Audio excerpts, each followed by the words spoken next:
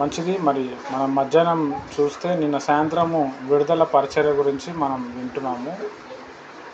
విడుదల పరిచర్య చేయడానికి ఫస్ట్ దేవుడు విడుదల చేస్తాడని చెప్పి మనం విన్నాము. మధ్యాహ్న సమయంలో ఎవరు విడుదల చేయగలుగుతారు అంటే బాప్తిజం తీసుకున్న ప్రతి వ్యక్తి కూడా విడుదల చేయగలుగుతాడు. ఎట్లా విడుదల చేయగలుగుతాడు బ్రదర్ అంటే, బాప్తిజం తీసుకున్నప్పుడు యేసు ప్రభువులో ఎంత శక్తి ఉందో అంత శక్తి మనకు వస్తుంది. దానికి ఒక ఎగ్జాంపుల్ కూడా ఇచ్చాను. నాకు కొన్ని కోట్ల ఆస్తి ఉందనుకోండి, ఒక పేద అమ్మాయిని నేను పెళ్లి చేసుకున్నా, నేను పెళ్లి చేసుకున్న మరుక్షణం నుంచే నా ఆస్తి భాగం అంతా కూడా ఆమెకు కూడా వచ్చేస్తుంది. అట్లనే నాకు పుట్టిన అబ్బాయికి కూడా ఏమవుతుందంటే నాకున్న ఆస్తికి అధికారం ఆయనకు వస్తుంది. అట్లనే బాప్తిజం మనం తీసుకున్నప్పుడు ఏమవుతామంటే దేవుని పిల్లలుగా మనం పిలువబడతాం. దేవునిలో ఉన్న అభిషేకము, దేవునిలో ఉన్న ఔన్నత్యం అంతా కూడా మనకు వస్తుంది. కాబట్టి విడుదల అనేది, స్వస్థత అనేది ఎవరు చేయగలుగుతారంటే బాప్టిజం తీసుకున్న ప్రతి వ్యక్తి చేయగలుగుతాడు. హల్లెలూయా. ఈరోజు మనము ఈ విడుదల పరిచర్యలో ఎక్కువగా దురాత్మలు పనిచేస్తాయి, దురాత్మలు చాలా భయంకరంగా పనిచేస్తాయి అని మనం విన్నాము. దురాత్మలు అంటే ఏంది, అసలు అవి ఎలా వచ్చినాయి, అసలు ఉన్నాయా లేవా, పాత నిబంధనలో ఉందా, కొత్త నిబంధనలో ఉందా? ఒక వ్యక్తిలో దురాత్మ ఉందంటే ఎట్లా తెలుస్తుంది? ఎలా దురాత్మ అనేది ఒక చీకటి ఆత్మ, ఒక దయ్యపు ఆత్మ ఒక మనిషి లోపల ప్రవేశిస్తుంది? ఈ విషయాలు మనము చూద్దాం. చాలా డెప్త్లో ఉంటుంది. నేను చెప్పిన దాంట్లో మళ్ళీ ఏదైనా డౌట్ ఉంటే నన్ను అడగచ్చు. దీని మీద మంచి పట్టు ఉంది నాకు. తర్వాత విడుదల పరిచర్యకి మనము చేసేటప్పుడు మంత్రాలు వేరు, చేతపడి వేరు, భానుమతి వేరు, చిల్లంగి వేరు, ఆ తర్వాత మరుగుమందు అంటారు. ఇవన్నీ కూడా వేరు. మనకు తెలిసింది ఏంటంటే అంత ఒకటే అనుకుంటాం. ఇప్పుడు భానుమతి అని అంటారు, ఇక్కడ తెలంగాణలో అంటారు భానుమతి అని, ఆంధ్రాలో ఉండదు. అది ఉంటుంది కానీ దాని పేరు చెప్పరు. భానుమతి అని అంటే ఏంటంటే ఒక పర్సన్ని శరీర కోరికలను లేవనెత్తనికి ఆ పర్సన్ ఏం చేస్తారు అంటే కొన్ని ఆబ్జెక్ట్స్, కొన్ని వస్తువులు అతనికి ఇచ్చినప్పుడు ఆ వ్యక్తి ఆ విధంగా మారిపోతాడు. ఇప్పుడు ఒక అమ్మాయి ఉంది, ఒక అమ్మాయిని అక్రమంలో దించాలి, లేకపోతే ఆమె చేత పాపం చేయాలి అంటే ఈ మాంత్రికుడు ఏం చేస్తాడంటే ఆమెకు ఒక ఉంగరం ఇవ్వటం, లేకపోతే ఏదైనా వస్తువు ఇవ్వటం, ఇట్లా చేస్తాడు.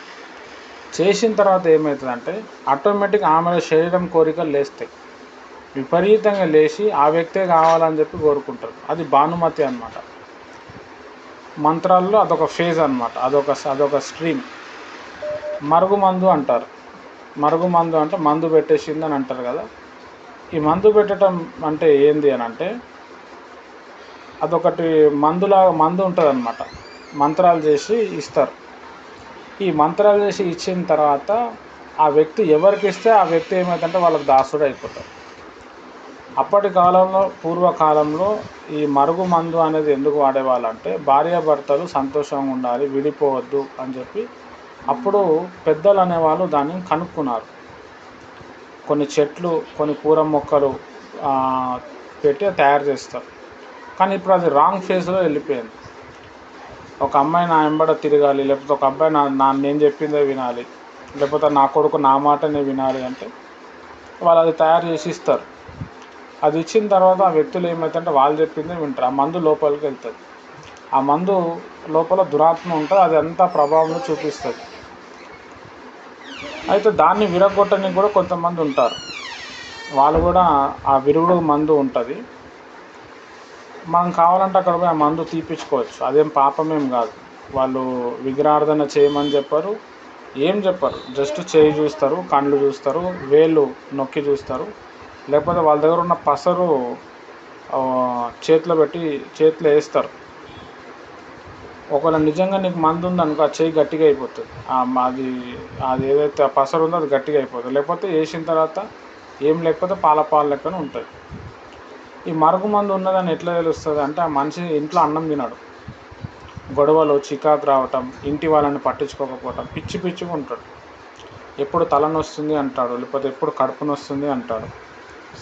తర్వాత ఇంటి వ్యక్తులకి ఇవ్వాల్సిన రెస్పెక్ట్ ఇవ్వకుండా బయట వాళ్ళకి ఇస్తాడు. ఆ మందు ఎవరికైతే ఉంటుందో వాళ్ళకే ఇస్తాడు. ఆ మందు మనం దేంట్లోనే పెట్టచ్చు. ఈవెన్ దో వాటర్లో వేసి పెట్టినా కానీ ఆ మందు అంటుకుంటుంది. వాటర్లో వేస్తే కూడా వాటర్ కలర్ చేంజ్ అవ్వదు, వాటర్ అట్లనే ఉంటుంది. ఈ మందుని ఎట్లా పెడతారు అని అంటే, మనము పెళ్ళిలో కూడా పెట్టచ్చు.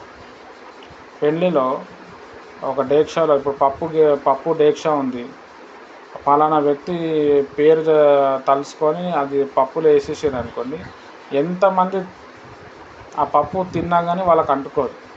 ఆ వ్యక్తి వచ్చినప్పుడు ఆయనకు అంటుకుంటుంది. అది కడుపులో వెళ్ళి, అది కూడా కడుపులో ఏమవుతుందంటే వేరులకి అవుతుంది. అది తీయకపోతే మనిషి చచ్చిపోతారు అనమాట. మా తెలంగాణలో ఎక్కువ చేస్తూ ఉంటారు దాన్ని.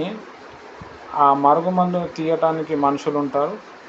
లేదు అని అంటే ఇప్పుడు ఈ విడుదల ప్రార్థన ఉంటుంది, ప్రాణబంధకం అని ఉంటుంది. అది కూడా అదొక సబ్జెక్ట్ అనమాట. అది వచ్చినప్పుడు చెప్తాను. ఆ ప్రాణబంధకం గురించి తెలుసుకున్నప్పుడు దానికి సంబంధించిన ఒక ప్రేయర్ ఉంటుంది. ఆ ప్రేయర్ వాళ్ళకు ఉపవాసం ఉండి దాన్ని చెప్పియటం, దాన్ని ధ్యానం చేయటం వల్ల వాళ్ళ ఫ్యామిలీలో ఎవరు చేసినా బ్రేక్ అయిపోతుంది అక్కడ. ఈ మందు కూడా, ఈ మరుగు మందు కూడా మనం ప్రేయర్ చేస్తే అది బయటికి వచ్చే ఛాన్స్ ఉంటుంది. ప్రేయర్ చేసి వాటర్ తెచ్చి వాటర్ తాగుమని అంటే, ఆయిల్ రాసి ఆయిల్ తాగుమని చెప్తే కూడా, ఒకవేళ నీలో బాగా హెవీ ప్రేయర్ ఉంటే వాళ్ళు కూడా పాపాలు ఒప్పుకుంటే ఆ మందు వాళ్ళు కక్కేస్తారు. కొంతమంది మోషన్ ద్వారా ఆ మందు వస్తుంది, కొంతమందికి వామిటింగ్ ద్వారా వస్తుంది. ఆ మందు వెళ్ళిపోగానే ఆయన మొత్తం ఆ ఫోకస్ అంతా వెళ్ళిపోతుంది అనమాట. మైండ్ ఫ్రెష్ అయిపోతాడు ఆయన. అరే ఇన్ని రోజులు వీళ్ళ ధ్యాసలో ఉన్నానా అని చెప్పి తెలుస్తుంది. అది మరుగు మందు స్పెషాలిటీ. మంత్రాలు వేరు, చేతపడి వేరు, యంత్రం వేరు. తర్వాత కొన్ని దగ్గర మనం చూస్తే సైతాన్తో నిబంధన చేసిన వాళ్ళు ఉంటారు.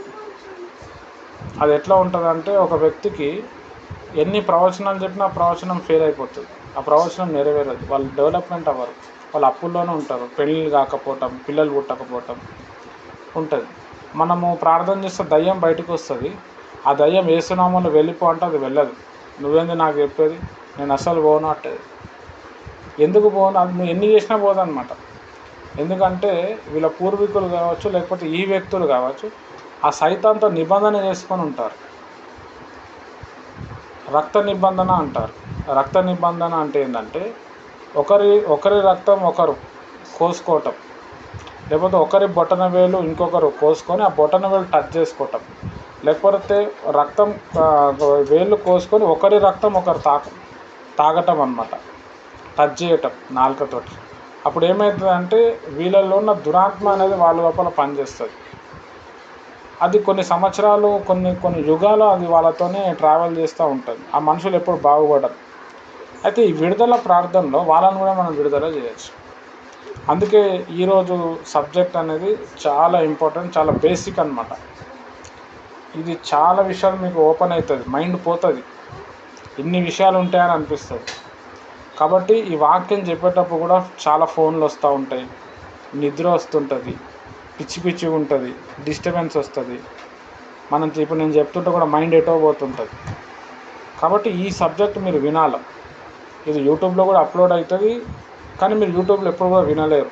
సైతాన్ విననీయదు. ఏదో డిస్టర్బెన్స్ రావటం, ఫోన్ రావటం, చాలా దేవుని ఒక కృప ఉంటేనే వినగలుగుతారు. కాబట్టి ఇప్పుడు లైవ్లో ఉన్నారు కాబట్టి మైండ్ అంతా పెట్టుకొని మీరు వినడానికి ప్రయత్నం చేయండి. ఎందుకంటే ఇది తెలుసుకోవాలి. ఇది తెలుసుకోకుండా నువ్వు విడుదల అనేది చేయలేవు. ఎందుకనంటే హోల్ బైబుల్ చదివితే ప్రాబ్లమ్స్ చాలా కూడా దురాత్మ వల్లనే వస్తుంది. దురాత్మలో చాలా రకాలు ఉంటాయి. ఒక వ్యక్తికి ఒక ప్రాబ్లము చాలా దగ్గర నుంచి వస్తుంది. శాపం ద్వారా వస్తుంది, ప్రాణబంధకం ద్వారా వస్తుంది. బలిపీఠాలు అంటారు, చెడ్డ బలిపీఠాలు అంటారు. చెడ్డ బలిపీఠాలు అంటే ఏంటంటే, వాళ్ళు కావచ్చు, లేకపోతే వాళ్ళ పూర్వీకులు కావచ్చు, వాళ్ళు కొన్ని క్షుద్ర పూజలు చేస్తారు, వాటి వల్ల శాపం వస్తుంది. ఇప్పుడు మా తాత ముత్తాత ఎవడో చేసి ఉంటాడు క్షుద్ర పూజలు, మనకు తెలియదు, కానీ అది ఆ ఎఫెక్ట్ నా మీద పనిచేస్తుంది, నా పిల్లల మీద కూడా పనిచేస్తుంది. అందుకే నేను దాంట్లోకి డెవలప్ కాను. చాలామంది యేసుప్రభు నమ్ముకున్న తర్వాత కూడా డెవలప్ అవ్వరు. డెవలప్ అవ్వకపోవటానికి ఈ ఉంటాయి అన్నమాట. ఈ చేదు విత్తనాలు వాళ్ళ ఫ్యామిలీలో ఉంటాయి. ఇది ఉన్నన్ని రోజులు ఆ వ్యక్తి విడుదల పొందాడు. కాబట్టి విడుదల పరిచర్య మనం చేయాలి అంటే అసలు వాళ్ళ ప్రాబ్లం ఏందో తెలుసుకోవాలి. కాబట్టి ఒక వ్యక్తి ప్రాబ్లం ఎలా తెలుస్తుంది బ్రదర్ అంటే వాళ్ళు చెప్పే ఆన్సర్ని బట్టి తెలిసిపోతుంది. వాళ్ళు చెప్పే రిథమ్ని బట్టి, వాళ్ళు చెప్పే సిమ్టమ్స్ని బట్టి అది ప్రాణబంధకమా, లేకపోతే పూర్వీకుల శాపమా, లేకపోతే మంత్రాల ప్రయోగమా, లేకపోతే భానుమత్య, చేతబడియ, యంత్రమా, ఇవన్నీ కూడా తెలుస్తాయి. ఇవన్నీ కూడా చాలా డీపు ఇంట్రెస్టింగ్ సబ్జెక్ట్స్. ఇది మీరు విని ఇది మీరు నేర్చుకోవాలి. ఇది మీకు ఒక్కసారి మైండ్లో మీకు అర్థమైతే మీరు ఎవరినైనా విడుదల చేయొచ్చు. ఎవరైనా ప్రాబ్లం చెప్తే కూడా మీకు అర్థమైపోతుంది. హల్లెలూయా. మంచిది, మనం ప్రార్థన చేసుకుందాం. స్తోత్రం తండ్రి, పరిశుద్ధమైన దేవానికి వందనాలు. ప్రభా, వాక్యంలో వెళ్తున్నా మాతో మాట్లాడండి. ప్రభా, వినగలే చెవులు మాకు, గ్రహించే హృదయం మాకు దయచేయి. నాకు కనిపించు, అందరికీ కనిపించు, నాతో మాట్లాడు, అందరితో మాట్లాడమని ప్రభు అయిన యేసుక్రీస్తు నామంలో ప్రార్థిస్తున్నాను తండ్రి. ఆమెన్. రైట్, ఈరోజు మనము దేని గురించి మనం నేర్చుకోబోతున్నాము అంటే దయ్యాల శాస్త్రం గురించి మనం నేర్చుకోబోతున్నాం. హల్లెలూయా. చాలా ప్రాముఖ్యమైన విషయం. ఈ దయ్యాల శాస్త్రం గురించి చెప్తున్నప్పుడు ఇంట్లో ఉన్న దయ్యాలు ఏడుస్తూ ఉంటాయి, ఇంట్లో ఉన్న దయ్యాలు రెచ్చిపోతూ ఉంటాయి, కొన్ని దయ్యాలు నవ్వుతూ ఉంటాయి, కొన్ని దయ్యాలు ఏడుస్తూ ఉంటాయి, గంతులు వేస్తూ ఉంటాయి, ఏమేమో చేస్తూ ఉంటాయి. హల్లెలూయా. కానీ సబ్జెక్టు చాలా పవర్ఫుల్ ఉంటుంది, మీరందరూ కూడా గమనించాలా. అంతా కూడా బిబ్లియాలజీ ఉంటుంది, అంటే అంతా బైబిల్కి సంబంధించే ఉంటుంది. బయట నుంచి చెప్పేది ఏమి ఉండదు. బైబిల్లో ఉన్నదే మనము మాట్లాడతాం, ఎక్కడికెళ్ళో తీసుకొచ్చి అంటే బైబిల్లో అంత ఉంటుంది అన్నమాట. అయితే ఇప్పుడు దీన్ని దయ్యాల శాస్త్రం అంటాం. దయ్యాల శాస్త్రం అంటే ఏంటంటే దయ్యాల గురించి నేర్చుకోవటం. దయ్యాలు చీకటి శక్తులు, దుష్ట శక్తులు, అవి ఎలా పనిచేస్తాయి, వాటి నేచర్ ఏంది, వాటి క్యారెక్టర్ ఏంటి, వాటికి ఉండే పవర్స్ ఏంది, వాళ్ళ అంతిమ గోల్ ఏంది, ఇవన్నీ కూడా ఇందులో మనం చూస్తాం. హల్లెలూయా. అయితే మనకి పాత నిబంధనలో కూడా కొత్త నిబంధనలో కూడా బైబిల్ 3 రకాలుగా విభజింపబడ్డది. ఒకటేమో పాత నిబంధన, రెండోది కొత్త నిబంధన. కొత్త నిబంధన 2 ఉంటాయి, ఒకటేమో సువార్త ఉంటుంది, రెండోదేమో చరిత్ర పత్రికలు ఉంటాయి. అయితే ఈ దయ్యం అనేది, ఈ సైతాన్ శక్తి అనేది పాత నిబంధనలో మనకు కనబడుతుంది, దాని తర్వాత కొత్త నిబంధనలో కనబడుతుంది, సువార్తల్లో కనబడుతుంది, ఆ తర్వాత మనం చూస్తే అపోస్తుల కార్యంలో కూడా కనబడుతుంది. హల్లెలూయా. చాలా ప్రాముఖ్యమైన విషయం. అయితే చాలా ప్లేసెస్లో దయ్యాల గురించి పెద్దగా చెప్పారు, అసలు వాటి ఊసే ఎత్తారు. ఇంకా చాలామంది ఏంటంటే అసలు అది లేవు అని చెప్తారు. బాగా చదువుకున్న వాళ్ళు, ఈ వేద శాస్త్రం బైబిల్లో ట్రైనింగ్ చేసిన వాళ్ళు దయ్యాలు లేవు, అప్పుడు యేసుప్రభు కాలం నుండి ఇప్పుడు లేవు అని చెప్తారు. దానికి కొన్ని ఆధారాలు వాళ్ళు ఇస్తారు, బైబిల్లోకి వెళ్ళి కొన్ని చెప్తారు. దానికి మీనింగ్ వేరే ఉంటుంది, కానీ వీళ్ళు చెప్పించే మీనింగ్ వేరే ఉంటుంది. హల్లెలూయా. అయితే ఎప్పుడైతే ఒక వ్యక్తికి ఈ విడుదల ప్రార్థన మనం చేసినప్పుడు వానికి విడుదల రావటం మొదలవుతుంది, అప్పుడు తెలిసిపోతుంది మనకి ఈ దయ్యంలో నేచర్ ఉందని. హల్లెలూయా. చాలా ప్రాముఖ్యమైన విషయం.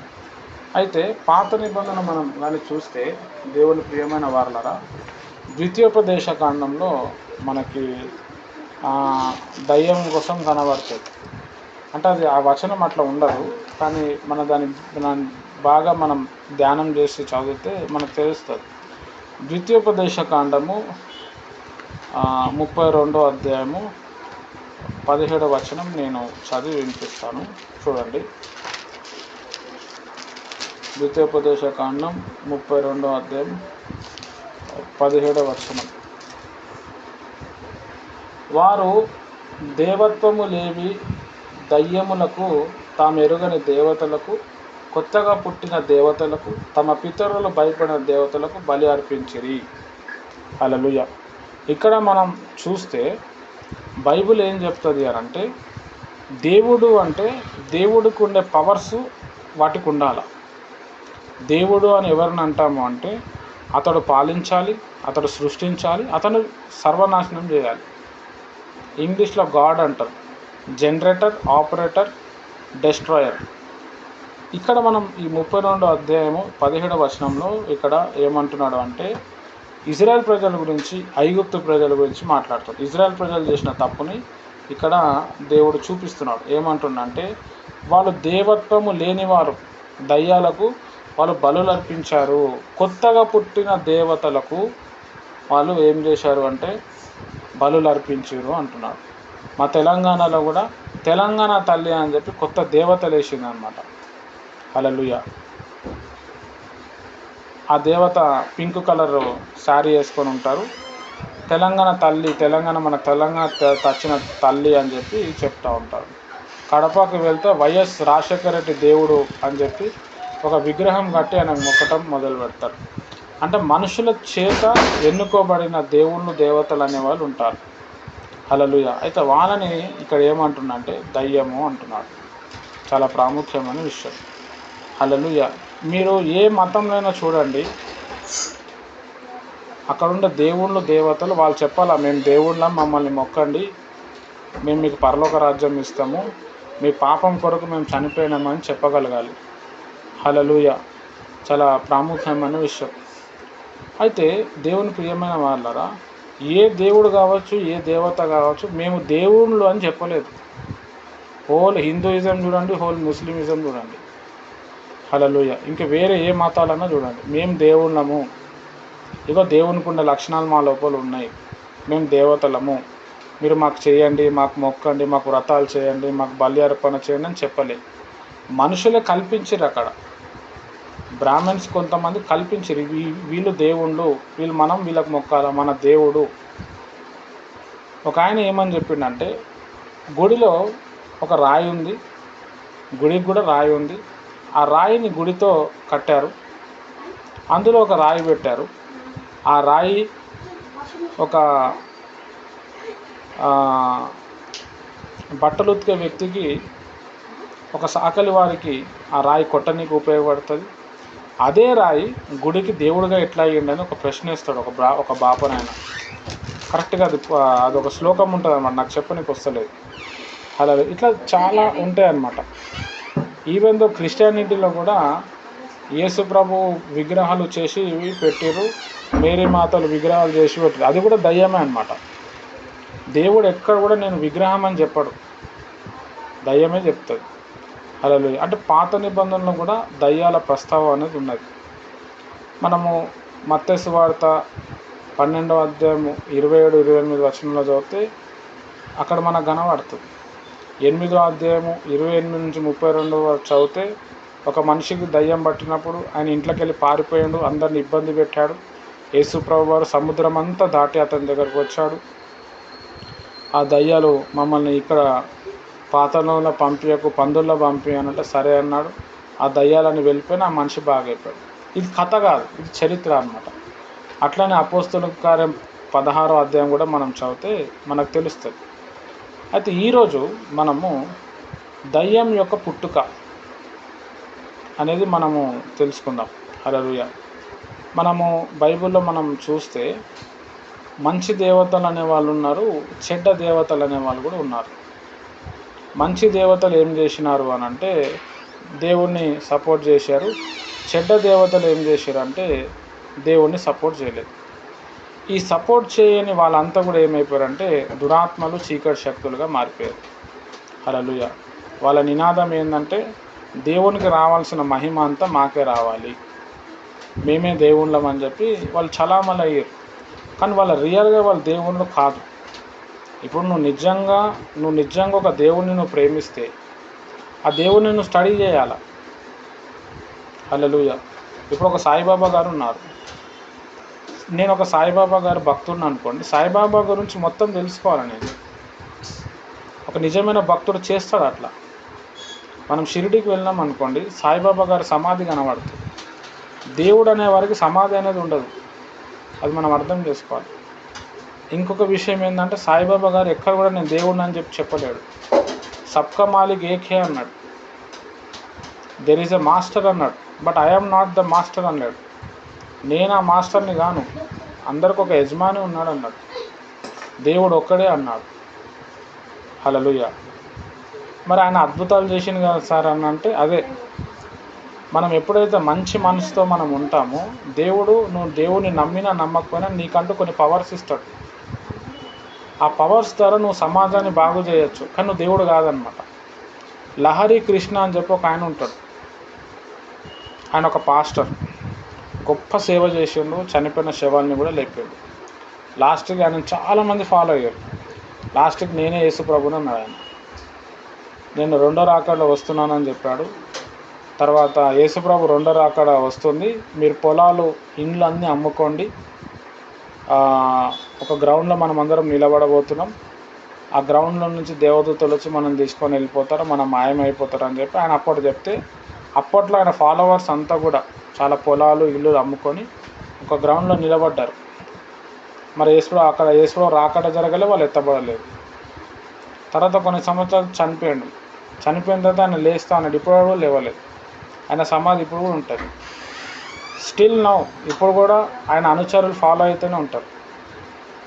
వాళ్ళు శనివారం రోజు ఏం తినరు, ఖురాన్ ఉంటుంది, బైబిల్ ఉంటుంది, తర్వాత భగవద్గీత, ఈ 3 చదువుతారు. వాళ్ళు స్నానం కూడా చేయరు, వంట చేయరు, మొత్తం రోజంతా లహరి కృష్ణని ఆరాధన చేస్తూనే ఉంటారు. అదొక మతం అన్నమాట. హల్లెలూయా. అంటే దేవుళ్ళు దేవతలు అనేవాళ్ళు ఎంతోమంది ఉండొచ్చు, కానీ దేవుడు అని అంటే అతడు సమాధిని జయించాలి. హల్లెలూయా. ఇంకా చాలా ఉంటాయి. కనీసం బేసిక్ ఇప్పుడు పవన్ కళ్యాణ్ మా దేవుడు అంటాడు, అట్లా అంటే సరిపోదు. పవన్ కళ్యాణ్కి ముసల్తనం వస్తుంది. పవన్ కళ్యాణ్ ఎన్నో మాటలు చెప్పి అబద్ధాలు ఆడాడు. దేవుడు అనేవారు అబద్ధం ఆడరు. హల్లెలూయా. దేవుడు ఎవరిని కూడా చంపాడు. మీరు ఎప్పుడైనా గమనించాలి, చంపేటోడు దేవుడు కాదు. యేసుప్రభుని చూడండి, ఆయన ఎవరిని కూడా చంపలేడు. హల్లెలూయా. చంపే వాళ్ళ కోసం ఆయన ప్రార్థన చేశాడు. ఎందుకంటే ప్రపంచంలో ఉన్న వాళ్ళందరూ ఆయన బిడ్డలే, ఆయన నమ్మిన వాళ్ళే. ఏ తండ్రి కూడా ఏ తల్లి కూడా తన బిడ్డల్ని చంపుకోడు, నిజమైన తల్లి అయితే, నిజమైన తండ్రి అయితే. హల్లెలూయా. కాబట్టి దేవుని ప్రియమైన వాళ్ళరా, మనం ఇక్కడ చూస్తే ఆ విధంగా దురాత్మలు అనేటివి వచ్చినాయి. అంటే అక్కడ మనం చూస్తే, గ్యాబ్రియల్ ఆ డోర్ క్లోజ్ చేయవా, మనం చూస్తే ఈ దురాత్మలు అనేటివి, ఈ చీకటి శక్తులు అనేటివి ఎట్లా ఉన్నాయంటే, దేవుడు ఒక 100 దేవదూతలను సృష్టించిండు అనుకోండి, అందులో 25% దేవుణ్ణి నమ్మలేదన్నమాట. లూసిఫర్ అనే వ్యక్తి ఇన్ఫ్లుయెన్స్ చేసిండు, ఆయన కూడా ఒక దేవదూతనే. మనం ఆరాధన చేస్తేనే నాకు మహిమ వస్తుంది, అదే ఆరాధన మనకు చేస్తే దేవుడే మనకు మొక్కితే అయిపోతుంది కదా అనేది వచ్చినప్పుడు దేవుడు అతన్ని పడేసిండు అనమాట పరలోకం నుండి. అతన్ని సపోర్ట్ చేసినట్టు కొంతమంది ఉన్నారు, వాళ్ళు కూడా పడిపోయాడు, వాళ్ళని కూడా పడేసిండు. ఆ పడిపోయిన వాళ్ళే దయ్యాలు, దురాత్మలు అనమాట. వాళ్ళలో చాలా ర్యాంకులు ఉంటాయి. పెద్ద దయ్యాలు ఉంటాయి, చిన్న దయ్యాలు ఉంటాయి, చీకటి శక్తులు, ప్రేతాత్మలు. హల్లెలూయా. ఇది మనం అర్థం చేసుకోవాలి. కొంతమంది బైబిల్ పండితులు ఏంది అని అంటే, చనిపోయిన వ్యక్తులు దయ్యాలు కారు, చనిపోయిన వాళ్ళందరూ దేవుని దగ్గర వెళ్ళిపోతారు అని అంటారు. కొంతమంది ఏమని చెప్తారంటే, చనిపోయిన వాళ్ళు, పాపంలో ఉన్నవాళ్ళు, దేవుని నమ్మని వాళ్ళు దయ్యాలుగా మారే ఛాన్స్ ఉంటుందని చెప్తారు. హల్లెలూయా. దీన్ని కూడా నేను ఒప్పుకుంటాను. ఎందుకు అని అంటే, కొంతమంది ఆయుష్ మూడకుండా చచ్చిపోతారు. ఇప్పుడు దేవుడు నాకు ఒక 100 సంవత్సరాలు ఇచ్చిండు అనుకోండి, నేను 50 ఏళ్ళనే నేను చచ్చిపోయాను అనుకోండి, నాకు ఇంకా 50 సంవత్సరాల లైఫ్ ఉంటుంది. నాకు ఎన్నో కోరికలు, ఎన్నో ఆశలు ఉంటాయి.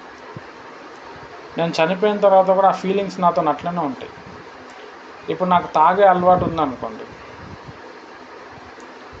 నేనేం చేస్తాను అంటే మా కొడుకు లోపల వస్తాను, లేకపోతే మా నాన్న లోపల వస్తాను. అప్పుడు ఏమైపోతుందంటే, మా కొడుకు బాగా మందు తాగేస్తుంటాడు. తాగేది మా కొడుకు, తాగేది నేను, కానీ మా కొడుకు ఆరోగ్యం పాడవుతుంది. అట్లా పాడై మా కొడుకు కూడా చచ్చిపోతాడు. హల్లెలూయా. అంటే దయ్యాల్లో ఇదొక వర్గం అన్నమాట. కొంతమంది ఏం చేస్తారంటే బైబిల్ దీన్ని ఒప్పుకోదు అంటారు. బైబిల్లో ఈ 66 పుస్తకాలు కాకుండా ఇంకా ఎక్స్ట్రా 8 పుస్తకాలు ఉన్నాయి, అది దీంట్లో చేర్చలేడు. వాటిలో ఈ దయ్యాలు దురాత్మల గురించి బాగా రాయబడ్డాయి. హల్లెలూయా. తర్వాత అబ్రహాము, ఆదాము, అవ్వ దేవుడు చేయకముందు దేవుని కుమారులను దేవుడు చేసిండనమాట. ఈ భూమి మీద వాళ్ళు ఉన్నారు.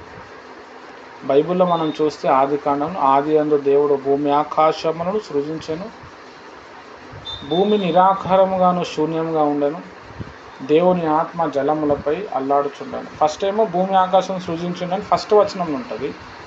రెండో వచనంలో ఏముంటుందంటే భూమి నిరాకారం ఉందంటాడు. ఫస్ట్ ఏమో తయారు చేసిండు, రెండోదేమో షేప్ లేదని చెప్తాడు. షేప్ ఎందుకు లేదు అని అంటే ఆల్రెడీ తయారు చేసిన దాన్ని ఆ దేవుడు ఆయన కుమారులను తయారు చేసి పెట్టినప్పుడు వాళ్ళు పాపం చేశారు. అప్పుడు భూమిని మళ్ళీ నాశనం చేసిండు. అందుకే భూమి నిరాకారంగా ఉండే. ఇప్పుడు ఒక పేపర్ ఉంది, ఒక పేపర్ మీద రాసేసినాం, నచ్చలేదు, ఆ పేపర్ తీసి మొత్తం డస్ట్బిన్లో పడేసినాం, దాన్ని ముద్ద చేసి పడేసినాం.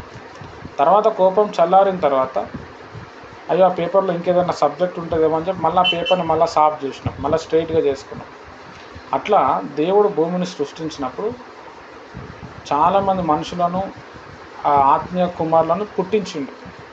వాళ్ళు మళ్ళా పాపం చేసినప్పుడు ఈ భూమిని నాశనం చేశారు. తర్వాత ఆదాము అవ్వను సృష్టించిండు. హల్లెలూయా. ఒక వర్గం వాళ్ళు ఏమంటారు అంటే అప్పుడు ఆ దేవుని కుమారులు ఎవరైతే పాపం చేసి వాళ్ళు చనిపోయారో వాళ్ళు కూడా దయ్యాలు దురాత్మలుగా తిరుగుతున్నారని ఒక వర్గం చెప్తుంది. ఇంకొక వర్గం ఏం చెప్తుంది అంటే ఈ చనిపోయిన వాళ్ళంతా కూడా పరలోక రాజ్యం పోకుండా, పరదేశికి పోకుండా దయ్యాలుగా మారి ఉన్నారు అని ఒక వర్గం చెప్తుంది. ఒక వర్గం ఏం చెప్తుంది అంటే మూడో వర్గం, దేవుడు దేవదూతలను సృష్టించిండు కదా, అందులో కొన్ని దేవదూతలు దేవునికి సపోర్ట్ చేయనప్పుడు దేవుడు వాళ్ళని పడేసిండు, ఈ పడేసిన వాళ్ళు దయ్యాలుగా మారిర్రు అనేది కూడా చెప్తుంది. దీనికి బైబిల్ అంగీకరిస్తుంది, నేను కూడా అంగీకరిస్తాను. మళ్ళీ ఇప్పుడు చనిపోయిన వాళ్ళ పేర్లు చెప్పి వస్తుంది కదా, బ్రదర్ నేను పలానా మీ నాన్నని మాట్లాడుతున్నా, మీ అక్కని మాట్లాడుతున్నా, నాకు ఇట్లా ఉంది ఇది చెప్తున్నాడు కదా అంటే ఈ దురాత్మలు ఆ ఫామ్లో వచ్చే ఛాన్సెస్ ఉంటాయి. లేదు అని అంటే కొంతమంది నిజంగానే చనిపోయిన వాళ్ళు వాళ్ళ ఆయుష్ మూడకుండా వాళ్ళు దేవుని దగ్గరకు వెళ్ళకముందు వాళ్ళ ఆత్మలై తిరుగుతూ కూడా ఉండొచ్చు. ఎందుకంటే దీనికి ఎన్నో ఎవిడెన్స్లు ఉన్నాయి, ఎన్నో గ్రంథాలు మనము చదివినప్పుడు, మనం గరుడ పురాణం ఇట్లాంటివి చదివినప్పుడు అందులో చాలా దీనికి సంబంధించిన స్క్రిప్చర్సు, లేఖనాలు అనేటివి చాలా ఉన్నాయి. హల్లెలూయా. అయితే మొత్తానికైతే దయ్యాలు అవి మంచి ఆత్మలు కావు, అవి దుష్ట ఆత్మలు. వాటికి చాలా కోపం ఉంటుంది, వాటికి చాలా అహంకారం ఉంటుంది.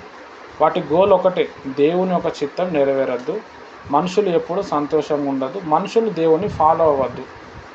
మనుషులు దేవుని ఫాలో అయితే దేవుని రాజ్యం పెరుగుతుంది, దేవుని అందరూ కూడా పరలోకానికి వెళ్ళిపోతారు. కాబట్టి అందరినీ నరకాన్ని తీసుకుపోవాలని చెప్పి అది అందరి మీద పనిచేస్తుంది. అందులో యేసు ప్రభుని నమ్ముకున్నాము అని అంటే ఇంకెక్కువ పనిచేస్తుంది. హల్లెలూయా. చాలా ప్రాముఖ్యమైన విషయం, ఇది మనము తెలుసుకోవాలి. అయితే ఇక్కడ బాగా అర్థం చేసుకోవాల్సిన విషయం ఏంటంటే దయ్యాలు అనేటివి ఈ విధంగా ఉంటాయి. మనము పాత నిబంధనలో దయ్యం గురించి చూసినాము, మత్తయి సువార్తలో చూసినాము, తర్వాత నార్మల్గా కూడా మనం చూసినాం. అయితే ఒక దయ్యము ఒక వ్యక్తిని ఆవరించినప్పుడు ఆ వ్యక్తి పర్సనాలిటీ చేంజ్ అవుతుంది, ఆయన మాట తీరు చేంజ్ అవుతుంది, ఆయన ఆలోచన విధానం చేంజ్ అవుతుంది. ఆయనకే తెలియకుండా ఆయనకు ఒక ఇన్ఫ్లుయెన్స్ అనేది జరుగుతుంది, ఒక ప్రభావితం అనేది జరుగుతుంది. హల్లెలూయా. అది ఎలా ఉంటుందంటే దేవుని యొక్క చిత్తానికి వేరుగా నడుస్తూ ఉంటుంది. హల్లెలూయా. అంటే ఎగ్జాంపుల్ ఎట్లా అంటే ఇప్పుడు ఒక వ్యక్తి ఉన్నాడు, ఆయన ఇంకొక వ్యక్తిని చంపేసిండు. ఎట్లా చంపిండు బ్రదర్ అంటే ఆయన లోపల చంపే ఆత్మ ఉంటుంది. ఇప్పుడు మనం ఒక వ్యక్తిని బాగా నమ్ముతాం, ఆయన నమ్మక ద్రోహం చేస్తాడు. అసలు ఆయన ఆ టైపే కాదు, కానీ ఆ టైంకి నమ్మక ద్రోహం చేసిండు. ఎందుకు చేసినాడు అని అంటే నువ్వు మనశ్శాంతిగా ఉండద్దు, నువ్వు దేవుని నమ్మద్దు, నువ్వు వాని గురించి ఆలోచించి నువ్వు ఫీల్ అవ్వాలి, నువ్వు నష్టపోవాలి, వీడు కూడా నష్టపోవాలి. అంటే నమ్మకం ద్రోహం చేసే ఆత్మలు ఉంటాయి. ఆ ఆత్మ ఆవరించినప్పుడు ఏమవుతుంది అంటే నరహత్యలు అనేది జరుగుతాయి, నమ్మక ద్రోహం అనేది జరుగుతుంది. మనకు సడన్లో మన బంధువులు ఒకటేసారి మనం తిట్టటము, అసలు మనది ఏం తప్పు ఉండదు అక్కడ, సడన్గా మనం తిడతారు, సడన్గా మన మీదనే కోపం చూపిస్తారు. ఇది ఆ మనుషుల ప్రభావం కాదు, ఆ మనుషుల మీద ఉన్న దురాత్మల ప్రభావం. అందుకే యేసుప్రభు ఏమన్నాడంటే నీ శత్రువుని ప్రేమించు, వారి కోసం ప్రేయర్ చేయన్నాడు. అలా ఎందుకంటే యేసుప్రభుకు తెలుసు మనుషులందరూ కూడా మంచోళ్ళు. హల్లెలూయా. ఈ దురాత్మ పొసెస్ చేసినప్పుడు, ఈ దురాత్మ ఆవరించినప్పుడు వాళ్ళు ఆ విధంగా అయిపోతాడు. హల్లెలూయా. ఇది మనం తెలుసుకోవాలి. తర్వాత ఒక దయ్యము పట్టినప్పుడు సెల్ఫ్ అవేర్నెస్ అనేది ఉండదు. మనం మార్కు సువార్తలో 5వ అధ్యాయంలో మనం చూస్తే ఒక వ్యక్తికి దయ్యాలు పట్టినప్పుడు, చాలా దయ్యాలు పట్టినప్పుడు ఆయన బట్టలు వేసుకోలేడంట, ఆయన ఇంట్లోకి వెళ్ళి పారిపోయిండంట, ఆయన ఎవరిని పడితే వాడిని కొడుతున్నాడంట. కొట్టి తర్వాత ఆయన ఏం చేస్తున్నాడు అని అంటే తన శరీరాన్ని తనే నాశనం చేసుకుంటున్నాడంట. హల్లెలూయా. ఒక వ్యక్తిలో దయ్యం ఉన్నప్పుడు ఏం చేస్తుందంటే ఆ దయ్యం ఇంట్లో ఉంచనీయదు, ఆయనను బయట బయట బయట బయట తిప్పుతూ ఉంటుంది. తర్వాత ఒక వ్యక్తిలో దయ్యం ఉన్నప్పుడు ఆ వ్యక్తి ఏమైపోతాడంటే ఆ కుటుంబానికి ఒక పెద్ద గడ్డపార లెక్క మారుతాడు. గడ్డపార లెక్క అంటే చాలా ప్రాబ్లమాటిక్గా మారుతాడు.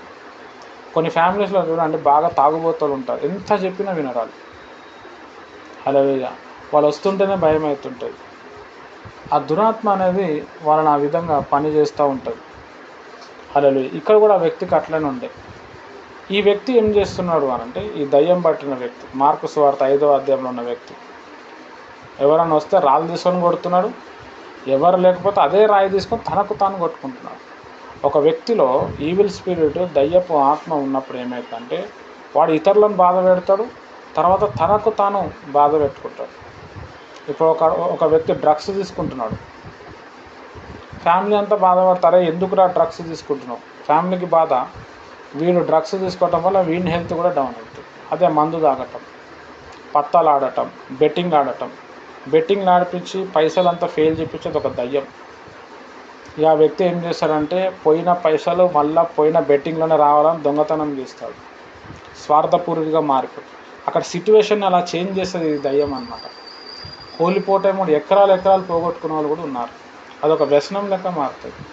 చేసిన పాపమే చేయటం, అక్రమం చేయటం, అబద్ధాలు ఆడటం, దేవుని దగ్గర రాకపోవటం, తన పాపాలు ఒప్పుకోకపోవటం, అహంకారంగా ఉండటం, రోగిగా మారటం, ఇవన్నీ కూడా ఒక వ్యక్తి లోపల దురాత్మ అనేది వచ్చినప్పుడు అవుతుంది. కొంతమంది మాట్లాడుతుంటే భయం అవుతుంటుంది, కొంతమంది మాట్లాడుతుంటే అవిశ్వాసం వస్తుంటుంది, అది దురాత్మ చెప్తుంటుంది. భయపెట్టేది, అవిశ్వాసం ఇచ్చేది దయ్యపు ఆత్మ, ధైర్యపరిచేది, నీలో బలం నింపేది, నీలో విశ్వాసం నింపేది దేవుని ఒక ఆత్మ. హల్లెలూయా. ఇది మనం తెలుసుకోవాలి, చాలా ప్రాముఖ్యమైన విషయం. అయితే ఎఫెసీయులకు రాసిన పత్రికలో 6వ అధ్యాయం 12వ వచనంలో ఇక్కడ కొన్ని మాటలు చెప్తాడు. చూడండి, అందరూ కూడా తీయండి. ఎఫెసీయులకు రాసిన పత్రిక కొత్త నిబంధనలో ఉంటుంది, నేను చదువుతాను. ఎఫెసీయులకు రాసిన పత్రిక, అక్కడ దురాత్మల గురించి, చీకటి శక్తుల గురించి చాలా మంచి వచనాలు ఉంటాయి. గలతీయులకు రాసిన పత్రిక తర్వాత ఉంటుంది. ఎఫెసీయులకు రాసిన పత్రిక 6వ అధ్యాయము 176 పేజ్ నెంబర్ 12వ వచనం. 6వ అధ్యాయం 12వ వచనం. ఏలైనగా మనము పోరాడుతున్నది శరీరులతో కాదు కానీ ప్రధానులతోనూ, ఫస్ట్ అధికారులతోనూ, సెకండ్ ప్రస్తుత అంధకార సంబంధంలో ఒక లోకనాథులతోనూ, థర్డ్ ఆకాశ మండలమందున దురాత్మల సమూహముతో మనం పోరాడుచున్నాము అంటున్నాడు. ఇక్కడ 4 లెవెల్స్ ఆఫ్ డెవిల్ స్పిరిట్ గురించి మాట్లాడాడు, డార్క్నెస్ కింగ్డమ్ గురించి మాట్లాడాడు. 4 రకాలు ఉంటాయి. హల్లెలూయా. చూడండి, ఫస్ట్ ఏంటంటే ప్రధానులు అని అంటే ప్రధాన మంత్రులు కాదు, దురాత్మలో ఒక క్యాడర్ అన్నమాట. దాని తర్వాత అధికారులు, వీళ్ళు కూడా వాళ్ళ కింద ఉంటారు. తర్వాత ప్రస్తుత అంధకార సంబంధ లోకనాథులు, ఆకాశ మండలమందున దురాత్మ సమూహాలు. ఈ 4 క్యాడర్స్లో, ఈ 4 రకాలున్న దయ్యపు శక్తుల్లో 2 రకాలేమో భూమి మీద ఉండి పనిచేస్తే, 2 రకాలేమో ఆకాశం నుండి పనిచేస్తాయి. సముద్రం లోపల నుండి కూడా కొన్ని శక్తులు అనేటివి పనిచేస్తాయి. ఈ సముద్రంలో పనిచేసే శక్తులు ఏం చేస్తాయి అంటే ప్రజల్ని వ్యభిచారం వైపు నడిపిస్తాయి. అందుకే మీరు ఎక్కడైనా సముద్రాలు ఉన్న చోటు, నదులు ఉన్న చోటు చూడండి, బాగా వ్యభిచారం నడుస్తూ ఉంటుంది. ఈ వ్యభిచారపు ఆత్మ ఈ సముద్రంలో ఉంటుందన్నమాట. హల్లెలూయా. మాంత్రికులు అనేటోళ్ళు నేను చెప్పిన 14 రకాల మాంత్రికులు ఉంటారని చెప్పిన. కొంతమంది నీళ్ళకు సంబంధించిన మాంత్రికులు ఉంటారు, వీళ్ళు నీళ్ళలో పోయి మంత్రాలు చేస్తారు. కొంతమంది భూమికి సంబంధించిన మాంత్రికులు, వాళ్ళు భూమి మీదనే చేస్తారు. కొంతమంది గాలికి సంబంధించిన వాళ్ళు గాల్లో ఉండి చేస్తారు. ఈ నీళ్ళల్లో ఉన్న దుష్టశక్తులు ఏం చేస్తాయంటే అక్రమ సంబంధాలు, తర్వాత భార్యాభర్తలు ఉంటే వాళ్ళని విడవటము, లేకపోతే ఇప్పుడు పాపము సినిమాలు, తర్వాత పాపాన్ని ప్రేరేపించే సీరియల్స్, ఇవన్నీ కూడా ఈ నీళ్ళల్లో ఉన్న దురాత్మలు ప్లాన్ చేసి ప్రజలను ఉసగొట్టి వాళ్ళని పాపంలో నడిపిస్తూ ఉంటుంది. ఏ సీరియల్ ఏ సినిమా అన్నా చూడండి, అంత అక్రమమే ఉంటుంది. అలా చూపించేదంతా అబద్ధమే ఉంటుంది. కానీ ప్రజలు దానికే ఇంట్రెస్ట్గా చూపించి ఇదే నిజమైన లైఫ్ అనుకున్నట్టు వాళ్ళు ఫీల్ అయిపోతుంటారు. కానీ రియాలిటీ అట్లా ఉండదు. కొన్ని లైఫ్లో జరిగిన సిచ్యువేషన్స్ కూడా సినిమాతో పోల్చుకుంటారు, సీరియల్తో పోల్చుకుంటారు. సో హీరోకే అంత ఉంది నాకేంది అనుకుంటారు. వాడు యాక్టింగ్ చేసి పైసలు సంపాదిస్తాడు, మనమేమో ఆడ జీవించేస్తాం. హల్లెలూయా. అంటే ఈ దురాత్మలు అనేటివి ఆ విధంగా పనిచేస్తూ ఉంటాయి. హల్లెలూయా. చాలా ప్రాముఖ్యమైన విషయం. అయితే దేవుని ప్రియమైన వారలారా, ప్రతి మనిషికి దురాత్మ అనేది ఆవరిస్తుంది. నేను దీని గురించి చాలాసార్లు చెప్పినాను. మంచి ప్రార్థనాపరుడైనా, మంచి పాస్టర్ అయినా దురాత్మ యాడ్ అవుతుంది. బాప్తిజం తీసుకునే వ్యక్తికి దురాత్మ ఆల్రెడీ ఉంటుంది బాడీలో, ఎందుకంటే హోలీ స్పిరిట్ ఉండదు. బ్యాప్టిజం తీసుకునే వ్యక్తికి దురాత్మ వచ్చిపోతూ ఉంటుంది, లేకపోతే దురాత్మ లీడ్ చేస్తూ ఉంటుంది. హల్లెలూయా. వాళ్ళకి వీళ్ళకి తేడా ఏంది బ్రదర్ మీరు అడగచ్చు. ఎప్పుడైతే నువ్వు యేసు ప్రభువుని సొంత రక్షకుడుగా అంగీకరించి నువ్వు నీళ్ళలో మునుగుతావో ఆయన ఆత్మ నీ లోపల వచ్చి ఉంటుంది. ఎక్కడ ఉంటుంది? నీ ఆత్మ లోపల వచ్చి ఉంటుంది. అంతకుముందు దురాత్మ ఉంటుంది. హల్లెలూయా. ఒకప్పుడు మనము విగ్రహార్థన చేస్తూ ఉంటాం, అప్పుడేం మనకేం అనిపించదు. కానీ ఎప్పుడైతే మనం బాప్తిజం తీసుకొని మనం దేవుణ్ణి నమ్ముకుంటామో ఎవరైనా విగ్రహార్థన చేస్తుంటే బాధ అనిపిస్తుంది. అరే వాళ్ళు రాళ్ళకు మొక్కుతురు కదా అని అనిపిస్తుంది. ఒకప్పుడు మనకు అనిపించదు, ఎందుకంటే అప్పుడు వాళ్ళ కింద ఉన్నాం, ఇప్పుడు లేము, అందుకే మనకు అనిపిస్తుంది. హల్లెలూయా. ఈ బ్యాప్టిజం తీసుకునే వ్యక్తికి కూడా దురాత్మ అనేది డైవర్ట్ చేస్తుంది, అటాక్ చేస్తుంది. ఎక్కడంటే ప్రాణంలో వస్తుంది. ప్రాణము అంటే బ్లడ్ అన్నమాట.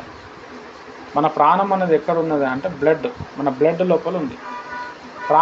బ్లడ్ పోయిందా ప్రాణం పోతుంది. హల్లెలూయా. చాలా ప్రాముఖ్యమైన విషయం. అయితే ఈ దురాత్మ అనేది ఏం చేస్తుంది అంటే ఈ ప్రాణం లోపల వచ్చి మనల్ని డైవర్ట్ చేస్తూ ఉంటుంది. మన బాడీలో శరీరం ఉంటుంది, ప్రాణం ఉంటుంది, ఆత్మ ఉంటుంది. శరీరం చేసే పని వేరు, ప్రాణం చేసే పని వేరు, ఆత్మ చేసే పని వేరు. ఈ ప్రాణంలోనే ఆలోచనలు, కోరికలు, ఇచ్చలు, కాన్సెప్ట్, ఐడియాలజీ, థాట్ ప్యాటర్న్ ఇవన్నీ కూడా ఉంటాయి. ఇక్కడ మన ప్రాణంలో. ఎప్పుడైనా శరీరము, ఆత్మ, ప్రాణము వీటి గురించి సబ్జెక్ట్ వచ్చినప్పుడు అప్పుడు నేను చెప్తే ఇంకా చాలా డీప్లో అర్థమవుతుంది.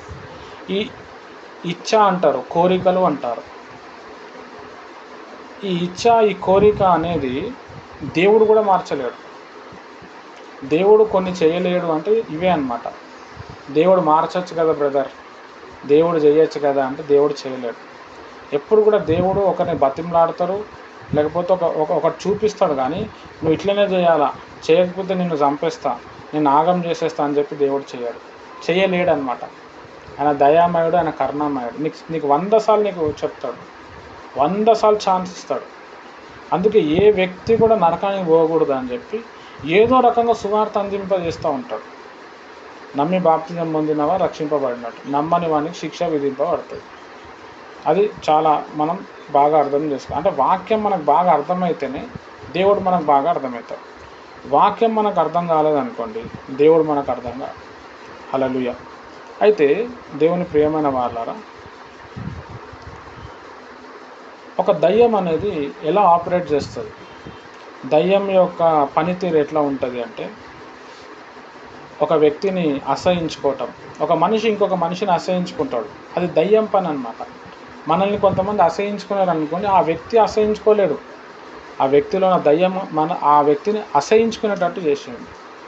కొంతమంది ఎక్కిరిస్తూ ఉంటారు, అంటే నీకు బాధ కలిగించేది అంతా కూడా దయ్యం చేస్తుంది, నువ్వు సంతోషంగా ఉండటం ఇష్టం ఉండదు. హల్లెలూయా. తర్వాత దయ్యం ఏం చేస్తుంది అంటే మోసం చేసేటట్టు చేస్తుంది. నేను చెప్పినా కదా, మనం ఒకరికి నమ్మి డబ్బులు ఇస్తాం, మనం నమ్మి డబ్బులు ఇచ్చిన తర్వాత వాడు మోసం చేస్తాడు, చాలా ఫీల్ అవుతాం మనం, వాడు కూడా ఫీల్ అవుతాడు, అయ్యో నేను మోసం చేసిన అని. ఆ మోసం చేసేటట్టు అక్కడ ప్లాన్ క్రియేట్ అవుతుంది అనమాట. సైతాన్ అట్లా చేస్తుంది, నీకున్న బంధకాన్ని తెంపేస్తుంది. హల్లెలూయా. చాలా ప్రాముఖ్యమైన విషయం. తర్వాత దయ్యం ఏం చేస్తుంది అంటే బ్రేకింగ్ చేస్తుంది, బ్రేకేజ్ చేస్తుంది, అంటే అన్ని విరగొడుతుంది. తల్లిదండ్రుల ప్రేమ పిల్లల మీద ఉందనుకో, పిల్లల ప్రేమ తల్లిదండ్రులు ఉంటే మధ్యలో పుల్లలు పెట్టి విరగొట్టేస్తుంది.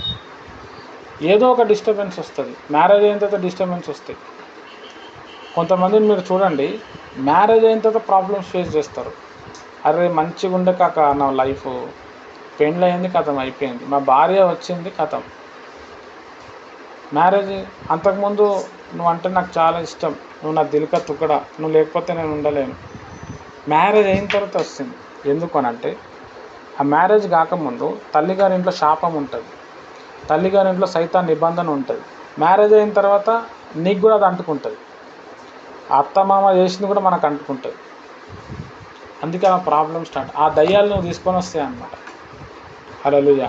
కాబట్టి ఎక్కడ నష్టం జరిగినా దేవుని ప్రియమైన వాళ్ళరా, అక్కడ చీకటి శక్తి అనేది పనిచేస్తుంది. హల్లెలూయా. చాలా ప్రాముఖ్యమైన విషయం. అయితే ఈ దయ్యం గురించి బైబిల్లో చాలా దగ్గర చాలా విషయాలు రాశారు. భయపెట్టే ఆత్మ, ఒకరికి చూస్తే సడన్గా భయం వస్తుంటుంది, భవిష్యత్తు గురించి భయం వస్తుంటుంది. బ్రదర్ చాలా భయం అవుతుంది బ్రదర్, ప్రేయర్ చేసుకున్నా బైబిల్ చదువుకున్నా చాలా ధైర్యం వచ్చింది. ఎట్లా వచ్చింది ధైర్యం? నువ్వు ప్రేయర్ చేయగానే నీలో ఉన్న భయపెట్టే ఆత్మ వెళ్ళిపోయింది. హల్లెలూయా. మనం భయం అవుతుంది, ప్రేయర్ చేసిన వెంటనే ఆవలింపులు వస్తాయి, ఆవలింపులు రాగానే మొత్తం బాడీ అంతా సెట్ అయిపోతుంది, ఆ దయ్యం ఆత్మ. తర్వాత రెచ్చగొట్టే ఆత్మ ఉంటుంది, పాపంలో ప్రేరేపించేటట్టు, రెచ్చగొట్టేటట్టు, తాగు తాగు తాగు, చెయ్యు, ఏం కాదు ఒకసారి చేయొచ్చులే, ఏదో ఒకటి, ఒక్కసారి సిగరెట్, ఎన్నో ఉంటాయి. ఇవన్నీ ప్రేరేపించేవి ఆత్మలు. మూగ దయ్యం, చౌటి దయ్యం. హల్లెలూయా. తర్వాత పాపం చేపించే ఆత్మ, ఇట్లా ఎన్నో ఆత్మలు. తర్వాత సోమరిపోతు అనే ఆత్మ ఉంటుంది, డిలే చేసే ఆత్మలు ఉంటాయి, డైవర్ట్ చేసే ఆత్మలు ఉంటాయి. హల్లెలూయా. చాలా ప్రాముఖ్యమైన విషయం. ఇట్లా ఈ దురాత్మలు, చీకటి శక్తులు అనేటివి ఏమవుతాయి అంటే పనిచేస్తూ ఉంటాయి. హల్లెలూయా. కాబట్టి దేవుని ప్రియమైన వాళ్ళు, ఇట్లా దురాత్మలు అనేటివి ఉంటాయి. ఈ దురాత్మల కోసం ఇది నాలెడ్జ్. ఇప్పుడు మనము ఈ దురాత్మలు అనేటివి ఎలా వస్తాయి అనేది మనం తెలుసుకోవాలి. ఇది మనం తెలుసుకోవాలి. ఇది తెలుసుకోకపోతే మనకి సబ్జెక్ట్ ఇంత చెప్పి వేస్ట్ అయిపోతుంది. ప్రసంగి గ్రంథం 10వ అధ్యాయం 8వ వచనంలో ఏముందంటే, ఎవరైతే గోతిని తవ్వారో ఆ గోతిలో వాడే పడతాడు అని ఒక వచనం ఉంటుంది. హల్లెలూయా. చూద్దాం ఒకసారి, చూడండి. ప్రసంగి గ్రంథం 10వ అధ్యాయం అంటే ఆ వచనం చూపిస్తే కానీ మనకి వాక్యం అంత డీప్లో అర్థం కాదు. ప్రసంగి గ్రంథం 10వ అధ్యాయం 8వ వచనం.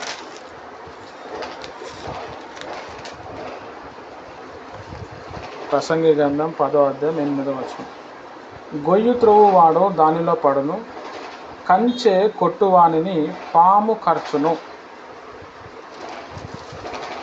చాలా పెద్ద మాట అది. బైబిల్లో పాము అంటే సాతానికి సాదృశ్యం. నువ్వు నాగుపాములను భుజంగములు తొక్కుతావు అని బైబిల్లో చెప్పిండు. హల్లెలూయా. పాము అంటే సైతాన్ శక్తి అని ఎందుకు అనంటే, అవ్వ పాము చేతనే మోసపోయింది. తర్వాత పాము అనే జంతువుకి ఎముకలు అనేటివి ఉండవు, బోన్స్ అనేది ఉండదు. మీరు ఎప్పుడైనా గమనించండి. కావాలంటే పాముని పీసెస్ చేయండి, ఎముకలు రావు దానికి. బాడీ మొత్తం తిరుగుతుంది. హల్లెలూయా. తర్వాత పాము మట్టి తింటుంది. సైన్స్ కూడా ఒప్పుకుంటుంది, బైబిల్లో ఆల్రెడీ చెప్పిండు. అది దేవుడిచ్చిన శాపం అన్నమాట. హల్లెలూయా. ఇక్కడ ఏమంటున్నా అంటే, కంచ కొట్టువానికి పాము ఖర్చును, తాను తవ్విన గోతిలో తనే పడును. అంటే నువ్వు ఒక గొయ్యి ఓపెన్ చేస్తే అందులో నువ్వే పడతావు. హల్లెలూయా. ఇప్పుడు ఈ దురాత్మలు, చీకటి శక్తులు అనేటివి ఎట్లా వస్తాయి అనంటే, ఒక రీజన్ ఏంది అనంటే, ఫ్యామిలీ బ్యాక్గ్రౌండ్లో ఎవరైనా శుద్ర పూజలు చేస్తున్నారు. శుద్ర పూజలు, శుద్ర మంత్రాలు అని ఉంటాయన్నమాట. శుద్ర పూజలు అంటే ఏంటంటే, దయ్యాల చేత రాయబడిన కొన్ని పుస్తకాలు ఉంటాయి.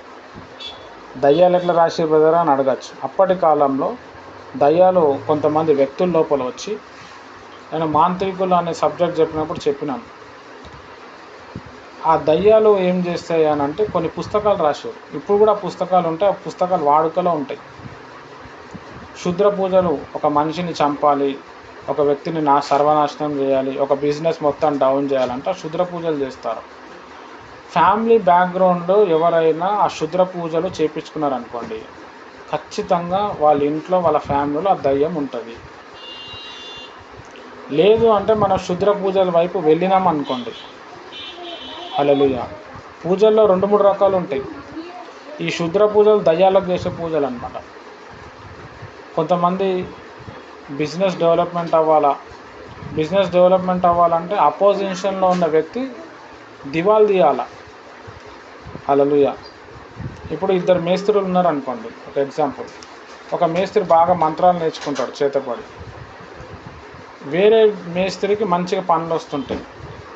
ఇప్పుడు ఈ మేస్త్రికి పనులు ఏమి ఉండవు, వీడు శుద్ర పూజలు చేస్తాడు. వీడు శుద్ర పూజలు చేసి ఏం చేస్తాడంటే ఆ మేస్త్రికి పని రాకుండా చేసేస్తాడు. పని రాకుండా చేసి ఏం చేస్తాడు అంటే అన్ని పనులు ఈయననే తెచ్చుకునేటట్టు చేస్తాడు. హల్లెలూయా. అంటే ఈ శుద్ర పూజలు ఏం చేస్తాయంటే వేరే వ్యక్తిని నొక్కేస్తాయి అన్నమాట. మన ఫ్యామిలీలో మంత్రాలు చేసిన వాళ్ళు, ఒక మాంత్రికుడు కానీ మాంత్రికత్య కానీ ఎవరైనా ఉంటే శుద్ర పూజలు చేస్తే ఖచ్చితంగా నీ ఇంట్లో దయ్యం ఉన్నట్టే. అది నిన్ను ఆట ఆడిస్తుంది, నిన్ను నడిపిస్తుంది. హల్లెలూయా. తర్వాత అబార్షన్స్. ఎప్పుడు కూడా అబార్షన్స్ అనేవి చేయించుకోవద్దు. కొంతమంది ఏం చేస్తారంటే ప్రెగ్నెన్సీ వచ్చిన తర్వాత ఇప్పుడే ఎందుకు పిల్లలు అని చెప్పి అబార్షన్ చేపిస్తారు. ఈ అబార్షన్ చేయించినప్పుడు బ్లడ్ అనేది చాలా బ్లీడ్ అవుతుంది, పిండం చచ్చిపోతుంది. ఇది ఏం చేస్తుంది అంటే దురాత్మలను అట్రాక్ట్ చేస్తుంది అన్నమాట. ఒక కేసులో చెప్పాలి అని అంటే,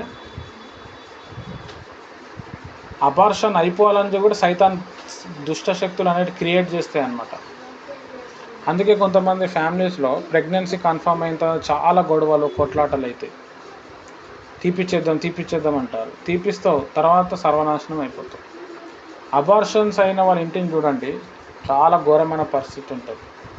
ఎవ్వరికి మంచిగా ఉండదు. నువ్వు కావాలని చేయించుకున్నా అది పాపమే. హల్లెలూయా.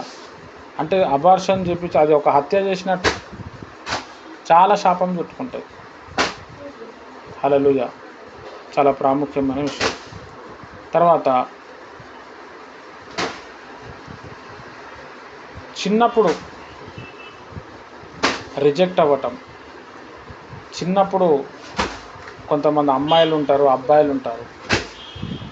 అమ్మాయిల్ని పాడు చేసేటోళ్ళు ఉంటారు, అబ్బాయిల్ని పాడు చేసేటోళ్ళు కూడా ఉంటారు.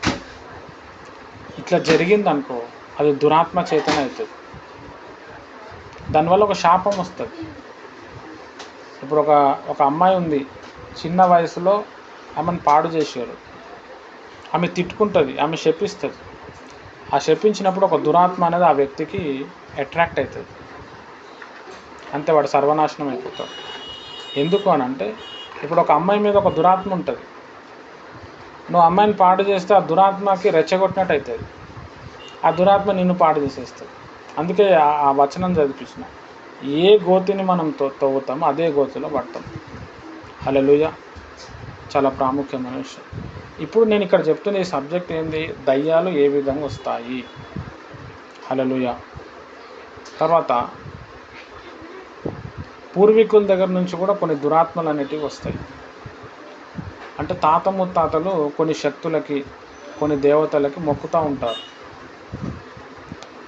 ఆ దేవతల దగ్గరకు వచ్చినప్పుడు వాళ్ళు పేదరికంలో ఉంటారు. ఆ దేవతలు ప్రత్యక్షమై మాకు ఇన్ని బలి అర్పణాలు, మాకు ఇన్ని ఆవులు, ఇన్ని మేకలు కట్ చేసి ఇస్తే నేను మిమ్మల్ని ధనవంతులుగా చేస్తామంటారు.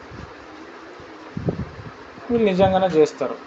సంవత్సరానికి ఆ పూజ చేయాలని చెప్తారు. వీళ్ళు ఉన్నన్ని రోజులు చేస్తారు, పూర్వీకులు చచ్చిపోతారు. తర్వాత వాళ్ళ వంశం వస్తుంది, వాళ్ళు చేయరు. ఈ పగబడతాయి. ఈ పగబడి వాళ్ళ లోపల నుండి వాళ్ళని ఎక్కడ కూడా డెవలప్ చేయకుండా చేస్తాయి. హల్లెలూయా. మ్యారేజ్లో డెవలప్మెంట్ ఉండదు, జాబ్లో సాటిస్ఫాక్షన్ ఉండదు, ఏదో డిస్టర్బెన్స్. హల్లెలూయా. ఈ దురాత్మలు అనేవి కూడా ఏం చేస్తాయి అంటే ఫ్యామిలీ బ్యాక్గ్రౌండ్ని బట్టి, ఫ్యామిలీలో ఉన్న బ్లడ్ని బట్టి కూడా అవి జర్నీ చేస్తూ ఉంటాయి. పిల్లలకు వంశధారంగా అవి పనిచేస్తూ ఉంటాయి. ఎందుకంటే మనిషికి సాగు ఉంటుంది కానీ దురాత్మకు సాగు ఉండదు. హల్లెలూయా. తర్వాత నెక్స్ట్ ఏంటంటే,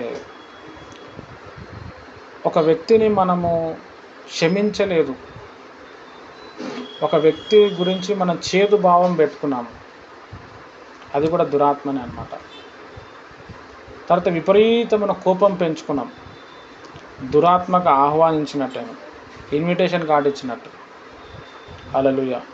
అందుకే మనం ఎవరి మీద కూడా కోపం పెట్టుకోవద్దు, ఎవరిని అసహించుకోవద్దు, అందరినీ క్షమించాలి.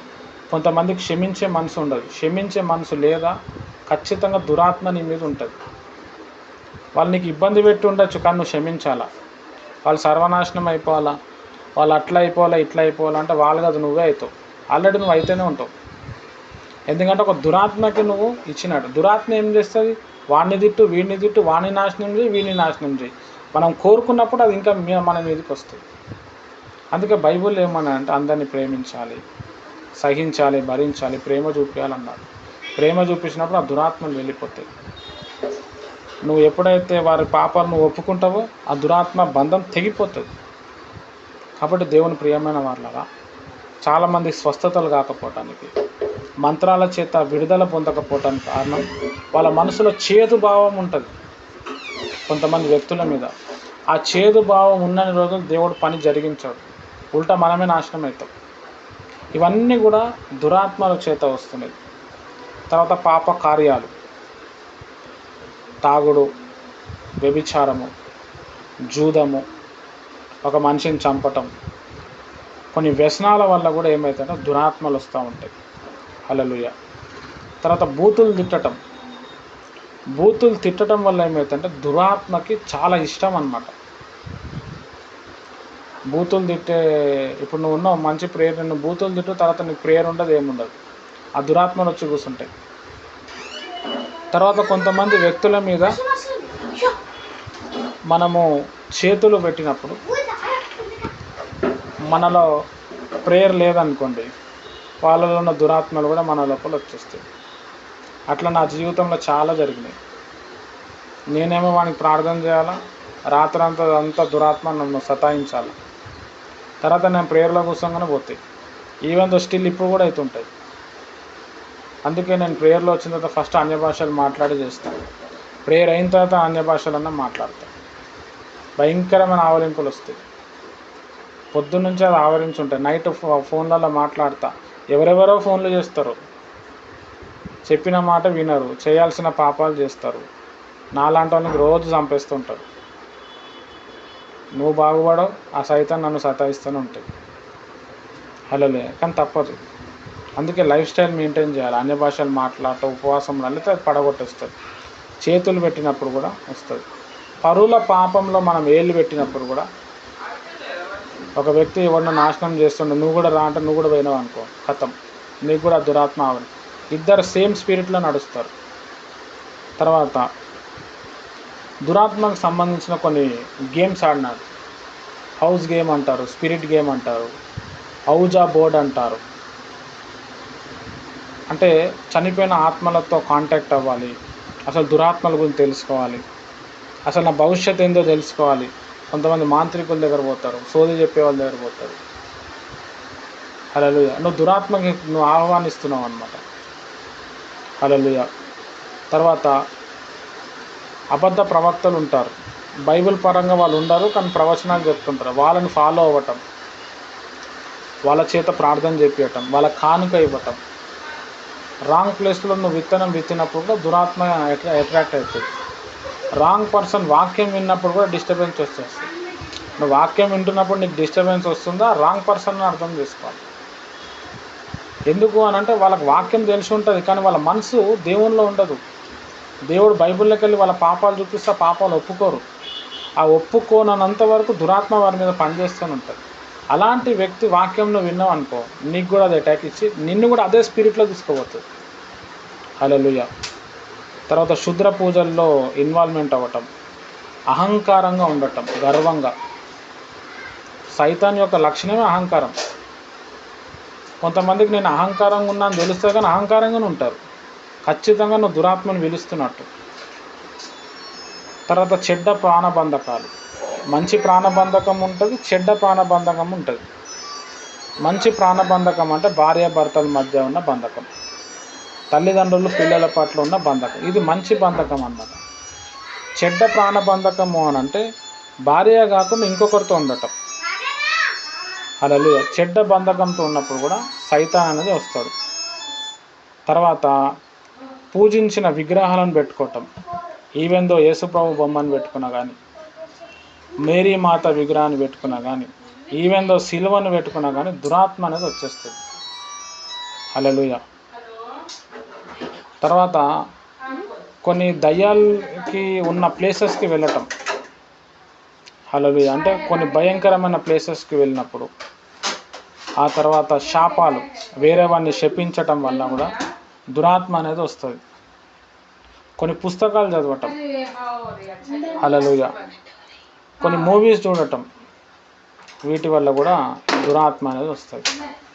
కాబట్టి దేవుని ప్రియమైన వారలారా, మనం ఇక్కడ బాగా అర్థం చేసుకోవాల్సిన విషయం ఏంటంటే, కొన్ని మ్యూజిక్స్ మనం వినటం, కొన్ని సినిమా పాటలు మనం వినటం, వీటి వల్ల కూడా దురాత్మ వస్తుంది.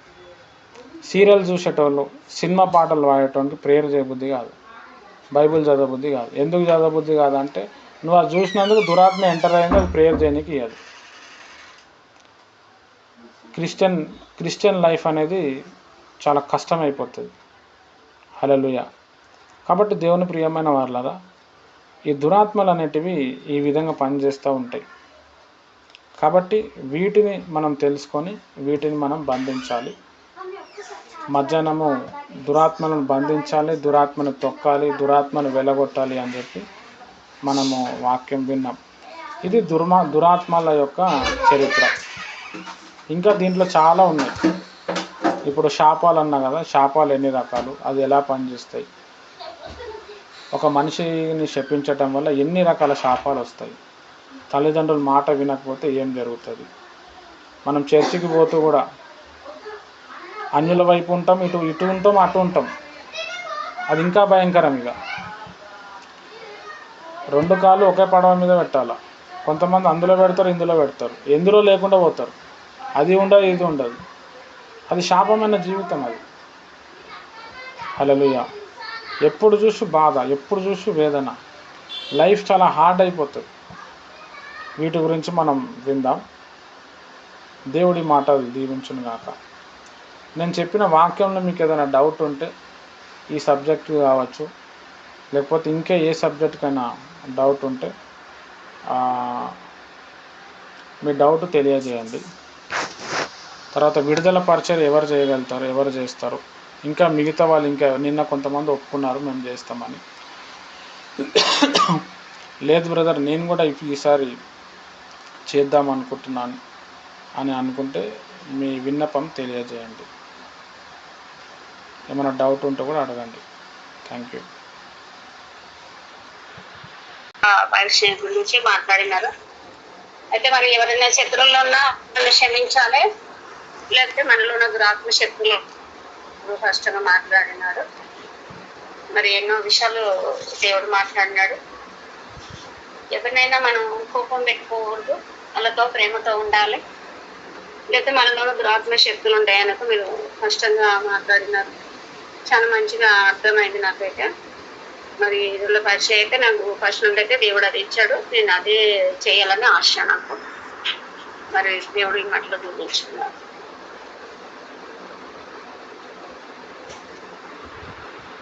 ఓకే సిస్టర్, మంచి సాక్ష్యం చెప్పారు, థ్యాంక్ యూ. ఇంకెవరైనా ఇంకేదైనా డౌట్ ఉంటే అడగండి. సబ్జెక్ట్ మీకు ఏం అర్థమైంది, అసలు ఎలా అనిపించింది విన్నప్పుడు? ఇంతకుముందు విన్నట్టు అనిపించిందా, లేకపోతే కొత్తగా ఉందా, అసలు ఏముంది, కన్ఫ్యూజన్ ఉందా, మీకు ఏం అర్థమైందో చెప్పండి. సైతాన్ ఎలా పనిచేస్తాడో మనం విడుదల ఏ విధంగా చేయగలిగిన నిన్నాడు జన్మిస్తారు, ఈ రోజు దుష్టులు ఏ విధంగా పనిచేస్తారో ఇవన్నీ కూడా ఏ విధంగా మనం ఉంటే అది మా జీవితంలో తగ్గిస్తుంది అది అంతా దాల్చుతారు. అది అదేవిధంగా బూతులు తిడతారు కదా, తిట్టినప్పుడు కూడా దురాత్మ అన్నది ఆవరిస్తుందని అన్నారు కదన్నా.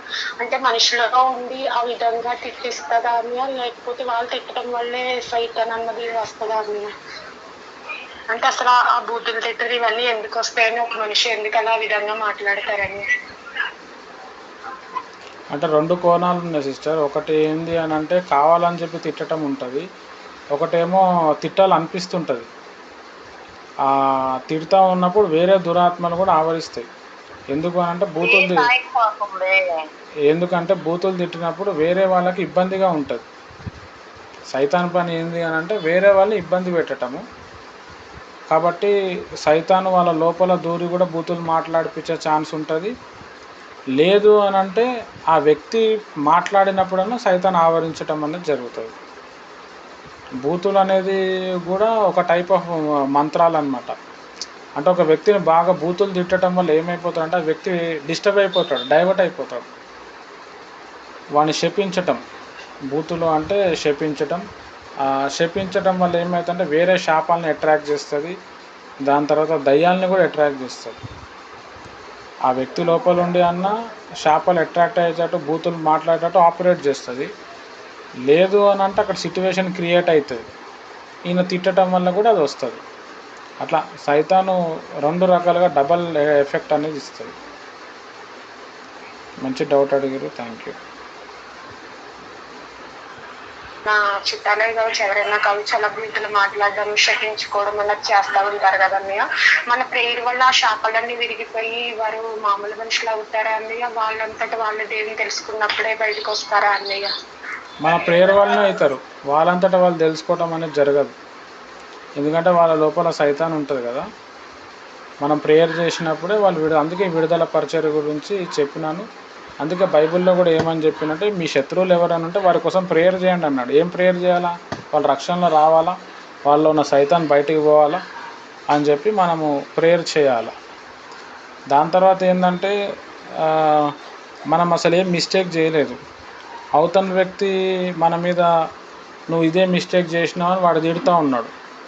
ఆ తిట్టినప్పుడు ఆ శపించినప్పుడు అది మనకు అప్లై అవ్వదు, అది వానికి రివర్స్ అప్లై అవుతుంది. అంటే దేవుడు కూడా చూస్తాడు అనమాట. నువ్వు నిజంగా వాడిని అన్యాయం చేసినావా, వాడు తిట్టింది నీకు అంటుకుంటుంది.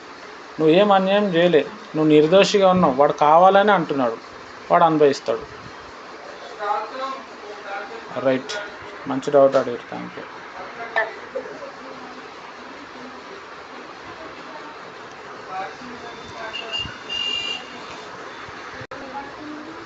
అర్థమైందన్నయ్య. మరి ఒకవేళ మనము మరి దేవుళ్ళకి వచ్చినాక శత్రువును కూడా ప్రేమించాలి.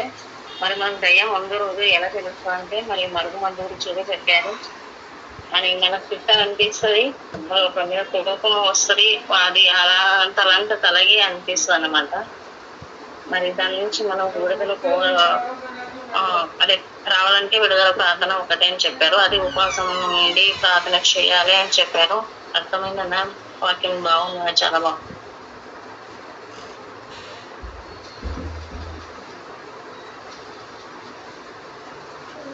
వైజాగ్ రష్మకు అర్థమైందా మీకు? వైజాగ్ రష్మక ప్రైజ్ అలాట్. జ్యోతి అక్క, ఆర్కే అన్న, ప్రైజ్ లార్డ్ అన్నయ్య. Praise the Lord. చాలా విషయాలు నాకు ఇంట్లో జరుగుతున్నట్టే అనిపించింది అన్నయ్య. కొందరు పర్సన్స్ ని చూసినప్పుడు వాళ్ళు చేసేవన్నీ నాకు మీరు చెప్పినవి కనబడుతున్నాయి అన్నయ్య. అన్నయ్య మనము అవతల వాళ్ళలో దురాత్మ ఉందని తెలుస్తుంది కదా, అయినా మనం వాళ్ళ కోసం ప్రార్థిస్తాము. ప్రార్థిస్తున్నా కూడా వాళ్ళంటే వాళ్ళు దూషించే వాటిని బట్టో దేనికి వాళ్ళు ఎట్లా చేస్తే ఎలా అంటారో ఏమంటారు అని అలాంటి భయం ఎందుకు కలుగుతుంది అన్నయ్య? రెండు ప్రాబ్లమ్స్, రెండు ప్యాటర్న్స్ ఉంటాయి అక్క. ఒకటేమో వాళ్ళలో ఉన్న దురాత్మ మనని ఇన్ఫ్లుయెన్స్ చేస్తుంది, నువ్వు ఏం చెప్పొద్దు నువ్వు అని. మనం అదే బాగా ప్రేయర్లో ఉంటే మనం అవుట్ బస్ట్ అయిపోతాం. మనం అక్కడ మనం ఏదైనా మన ఫుల్ ఫ్లెజ్డ్గా మనం వెళ్ళగలుగుతాం. ఒకటేమో దురాత్మ ఆపుతుంది. రెండోది ఏంటి అంటే ఆ పర్సన్ మీద మనం భయం పెట్టుకుంటాం, ఏమనుకుంటాడేమో, గిల్టీ కాన్షియస్ అనేది ఉంటుంది. దానివల్ల కూడా మనం కొంచెం డిస్టర్బ్ అవుతాం. ఈ రెండు కారణాలు ఉంటుంది. ఒకటేమో దురాత్మ ఇన్ఫ్లుయెన్స్ అనేది ఉంటుంది. అంటే దురాత్మ ఏం చేస్తుంది అని అంటే భయపెట్టిస్తుంది, తర్వాత అబద్ధం చెప్పిస్తుంది, దబాయిస్తూ ఉంటుంది. ఎవడు దబాయిస్తాడు? సబ్జెక్ట్ లేనివాడే దబాయిస్తాడు. సబ్జెక్ట్ ఉన్నాడు దాని మీద మాట్లాడతాడు, కుండబల్ల కొడతాడు. సైతాన్ చెప్పేవన్నీ కూడా అబద్ధాలు ఉంటాయి. మనకు నిజం తెలుసు. మనం స్ట్రాంగ్గా లేకపోతే మనల్ని దబాయించేస్తుంది. మనకే వచ్చి చెప్తుంది, నువ్వు ఈ విషయాలు చెప్పకు, ఇది చెప్తే అట్లా అవుతుంది ఇట్లా అవుతుంది. ఆడ చూస్తే ఏం కాదు, అట్లా చెప్పి కూడా చేస్తుంది. రెండోది ఏంటంటే ఆ పర్సన్ గురించి మనకు ఆల్రెడీ భయం ఉంది, లేకపోతే కొత్త ప్లేస్కి వెళ్ళాము, ఆల్రెడీ మనం ఒకసారి దెబ్బతిన్నాము, తర్వాత ఇక్కడ వీళ్ళు ఎలా ఉన్నారో అనుకుని కూడా అట్లా గిల్టీ కాన్షియస్, మనకు అక్కడ సబ్జెక్ట్ లేకపోతే కూడా కొంచెం డిస్టర్బ్ అవుతాం మనం. ఇట్లా రెండు రకాలుగా డిస్టర్బ్ అయ్యే ఛాన్స్ ఉంటుంది. అయితే మనం ఏంటంటే ఫస్ట్ ఆఫ్ ఆల్ మంచి సబ్జెక్ట్ బాగా తెలుసుకోవాలి, దాన్ని బాగా ధ్యానం చేయాలి. ఇప్పుడు నేను ఏదో ఒకటి చెప్పేసిన తర్వాత మీరు డౌట్లు అడుగుతారు, ఎక్కడెక్కడికల్లో డౌట్లు అడుగుతారు, అన్నిటిని నేను చెప్పాల్సి వస్తుంది. అయితే నాకు సబ్జెక్ట్ తెలియదు అనుకోండి, నాకు చెప్పనీకి రాదు, నేను భయపడిపోతుంటా. వీళ్ళు ఏది చెప్తే అది కవర్ చేస్తా, లేకపోతే రేపు చెప్తా అమ్మా అంట. అందుకే ఫస్ట్ ఆఫ్ ఆల్ ఏంటంటే సబ్జెక్ట్ బాగా తెలుసుకోవాలి, అంటే బాగా జ్ఞానవంతులుగా మారాలి. రెండోది ఏంటంటే బాగా ప్రేయర్లో ఉండాలి. ఎందుకు అని అంటే మనం ఒక మెసేజ్ని మనం డెలివర్ చేసినప్పుడు, లేకపోతే ఒక విషయం మనం ముందుకు వెళ్ళినప్పుడు ప్రేయర్ లేదు అని అంటే సైతాన్ చాలా డైవర్ట్ చేస్తుంది, డిస్టర్బ్ చేస్తుంది. ఇప్పుడు చాలామంది ఏం చేస్తారంటే చాలా ప్రసంగాలు ఇస్తుంటారు, ఆ ప్రసంగాలు ఫెయిల్ అయిపోవడానికి కారణము, ప్రజల్లో మారు మనసు రాకపోవడానికి కారణం ఏంటంటే వాళ్ళు ఎక్కడి నుంచో ఈ నుంచి గ్యాదర్ చేసి మంచి ఇన్ఫర్మేషన్ ఇస్తారు, కానీ వాళ్ళు చెప్పే ఇన్ఫర్మేషన్లో ప్రార్థనా జీవితం ఉండదు, కన్నీటి ప్రార్థన ఉండదు, దాని వెనకాల ఉపవాస ప్రార్థన ఉండదు. కాబట్టి అది ఏమవుతుందంటే ఆ వాక్యం అనేది వాళ్ళ హృదయంలో వెళ్ళదు, ఓన్లీ వాళ్ళ మెదడులో వెళ్ళి తర్వాత లాస్ట్కి వాళ్ళు మర్చిపోతారు. హృదయంలో ఆ మెసేజ్ వెళ్ళినప్పుడు ఏమవుతుంది అని అంటే ఆ పర్సన్ మారిపోతాడు. ఒక్క ప్రసంగం మార్చేస్తుంది, ఆ వ్యక్తిని టోటల్గా మార్చేస్తుంది. అట్లా జరుగుతలేదు. ఎందుకు అని అంటే ప్రసంగాలు చెప్పేటప్పుడు ప్రేయర్ ఉండదు, కన్నీటి ప్రార్థన ఉండదు, 2 రోజులు 3 రోజులు ఉపవాసం ఉండదు, కాబట్టి ఫెయిల్ అవుతుంది. జాన్ వెస్లీ అనే దైవజనుడు ఇంగ్లాండ్ దేశానికి ఆయన 12-13 గంటలు ప్రేయర్లో ఉండేటోడు, ప్రసంగాలు రాసుకునేటోడు, ప్రతి ప్రసంగంలో ఆయన ఏడ్చేటోడు, ప్రతి ప్రసంగం వెనుకాల ఆయన కన్నీటి ప్రార్థన ఉంటుంది. అందుకే ఆయన చెప్పిన ప్రసంగాలకు చాలామంది మారిపోయారు. ఆయన చెప్పే ప్రసంగాలు కూడా చాలా సింపుల్గానే ఉంటాయి, విన్న ప్రతి వ్యక్తి కూడా మారు మనసులో వచ్చేసేటోడు. అనుకున్న అహంకారం పోతుండే, పొగరు పోతుండే, తర్వాత వాడు పాపాలు చేస్తే పాపాలు వదిలేసుకుంటుండే, భయపడిపోతుండే. అమలాపురంలో కూడా డేవిడ్ రాజ్ అని చెప్పి ఒక దైవజనుడు ఉండే. ఆయన కాలేజ్ లెక్చరర్గా ఉండి స్టూడెంట్లో ఉన్నప్పుడే మంచి ప్రార్థనా పరుడుగా ఉండే. అయితే ఆయన కాలేజీలో కూడా మీటింగ్స్ పెట్టి, మీటింగ్స్లో కొంతమంది వ్యక్తులను పిలిచి మీరు ఇలా పాపం చేసినారు అని అంటే వాళ్ళు ఒప్పుకొని అవునండి నిజమేనండి అని చెప్పి మారిపోయి నన్ను ప్రేమించడం మొదలుపెట్టారు. అదే మీటింగ్కి ఒకరోజు ఏమైంది, ఒక పాస్టర్ గారు వచ్చారు. ఆ పాస్టర్ గారి గురించి చెప్పారు. ఈయన వాక్యం చెప్పేసరికి ఆ పాస్టర్ గారు స్టేజ్ మీదకి వచ్చి వాళ్ళ భార్య ముందల్ని పాస్టర్ గారు చెప్పిన వాక్యం నన్ను కదిలించింది. నేను మా సంఘస్థురాలతో ఒక ఆమెతో పాపంలో ఉన్నాను, మా భార్యకి ఎవ్వరికీ తెలియదు, ఇది నాకే తెలుసు, ఈరోజు నుంచి నేను ఆ పాపాన్ని వదిలేస్తున్నా అన్నాడు. అట్లా జరిగిందనమాట. ఎప్పుడు జరిగిందంటే ఆ పాస్టర్ గారు బాగా ఉపవాస ప్రార్థనలు హెవీ ప్రేయర్ చేసేటోడు అనమాట. కాబట్టి మనం చేసే ప్రసంగాలు, మనం చెప్పే మెసేజు పని చేయాలి, ప్రభావితం కావాలి అంటే ఫస్ట్ ఆఫ్ ఆల్ ప్రేయర్ ఉండాలి. ప్రేయర్ లేకుండా మనం ఎన్ని ప్రసంగాలు ఇచ్చినా పని చేయదు. ఇప్పుడు చాలామంది ఏంది బైబిల్ కాలేజీలో వెళ్ళాలా, నేర్చుకోవాలా, లోతుగా తెలుసుకోవాలా, ఇట్లా ప్రసంగంలో ఈ పాయింట్ చెప్పాలా, ఆ పాయింట్, నువ్వు ఏ పాయింట్ చెప్పినా పని కాదు. నువ్వు ప్రేయర్లో అంటిల్ అండ్ అన్లెస్ నువ్వు ప్రేయర్లో లేకుండా ఏ ప్రసంగం చెప్పినా వర్కౌట్ కాదు. నువ్వు ప్రేయర్లో ఉన్నావు, నువ్వు ప్రసంగం ఏమీ ప్రిపేర్ కాలే. నీ ప్రేయర్ లైఫే ఒక ప్రసంగంగా మారి ప్రజల్ని రక్షణలో నడిపిస్తుంది. జాన్ హైడ్ అనే దైవజనుడు నత్తి మాట్లాడతాడు. ప్రసంగం చెప్తే 10 నిమిషాలే చెప్పేటాడు. మోకరించి ప్రార్థన చేస్తే అక్కడున్న ప్రజలందరూ గుండెలు బాదుకొని ఏడ్చేటోళ్ళు. ఒక్కసారి ఆయన మీటింగ్కి వచ్చిరా, నెక్స్ట్ టైం వాడు బాప్టిజమే తీసుకుంటాడు. 7 hours, 8 hours, 10 hours మోకాలు పోయి ప్రార్థన చేసేటాడు ఆయన. ఆ ప్రార్థన ఆత్మ ఏం చేసిందంటే ప్రజల్ని ఒప్పించింది. కాబట్టి మన జీవితంలో కూడా మెయిన్ ఏంటంటే ప్రేయర్ లైఫ్ ఉండాలి. మెయిన్ ప్రేయర్ ఉన్నప్పుడు అదంతా కూడా గిల్టీ కాన్షియస్ అనేది తగ్గిపోతుంది, సైతాన్ డిస్టర్బెన్స్ అనేది ఉండదు. మనం ఏది చెప్తామో అక్కడ ప్రభావితం అవుతుంది. ఇప్పుడు చాలామంది క్రిస్టియన్స్కి గొడవలు అవుతున్నాయి, హిందూస్కి గొడవలు అవుతున్నాయి. అంతకుముందు లేవు, ఒక 50-60 ఏళ్ళ క్రితం లేవు.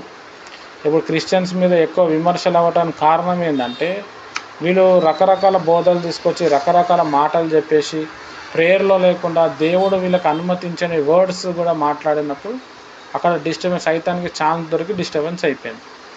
అంటే మనం చెప్పే ప్రతి ప్రసంగం కూడా పరిశుద్ధాత్మ అభిషేకంతో రావాలి, అదే పని జరిగిస్తుంది. బైబిల్లో మనం చూస్తే పేతురు భక్తుడు డైరెక్ట్ చెప్పిండు, యేసుప్రభుని మీరు సిలువేసి చంపేసారు అన్నారు. అంతకుముందు యేసుప్రభుని చంపుతూ ఉన్నప్పుడు ఇదే పేతురు పారిపోయాడు. నువ్వు వాళ్ళలో ఉన్నావు అంటే నాకు యేసుప్రభు కూడా తెలియదన్న వ్యక్తి మీరు యేసుప్రభుని చంపేసిండు అన్నారు. వాళ్ళ మనసు కరిగిపోయింది, వాళ్ళ గుండెలో గుంపాలు కూర్చున్నట్టయి వాళ్ళందరూ బాప్తిజం తీసుకోరు. దానికి ముందు పేతురు గారు 10 రోజులు ప్రార్థనలో ఉన్నాడు, ఉపవాస ప్రార్థనలో ఉన్నాడు. కాబట్టి మనము చెప్పే ప్రసంగము సక్సెస్, నువ్వు ఏం చెప్తున్నావు అన్నది ఇంపార్టెంట్ కాదు. నువ్వు ఏం చెప్పకపోయినా నువ్వు ప్రేయర్లో ఉంటే అక్కడ పని అయిపోతుంది. కాబట్టి మెయిన్ మన లైఫ్లో ప్రేయర్ లైఫ్ అనేది, టంగ్ స్పీకింగ్ అనేది ఇది చాలా ఇంపార్టెంట్. రైట్ అక్క, మంచి డౌట్ అడిగారు. ఇంకా వేరే విషయాలు కూడా నేను చెప్పడానికి ప్రభు నన్ను అనుమతి ఇచ్చిండు. Thank you.